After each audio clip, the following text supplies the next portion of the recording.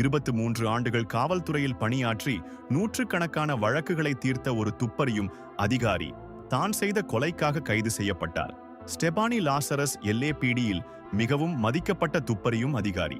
ஆனால் 23 ஆண்டுகளுக்கு முன்பு அவள் ஒரு பயங்கர குற்றம் செய்திருந்தாள். 1986இல் தன் முன்னாள் காதலனின் புதிய மனைவியை பொறாமையில் கொலை செய்தாள். அதன் பிறகு 23 ஆண்டுகள் அவளே குற்றங்களை விசாரித்துக் கொண்டிருந்தாள். அதே நேரத்தில் அவளுடைய DNA ஆதாரம் கோல்ட் கேஸ் கோப்புகளில் கிடந்தது. 29இல் புதிய DNA தொழில்நுட்பம் அவளை பிடித்தது.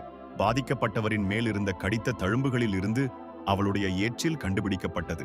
தன் சொந்த சக ஊழியர்களால் கைது செய்யப்பட்ட அதிர்ச்சிகரமான முடிவு.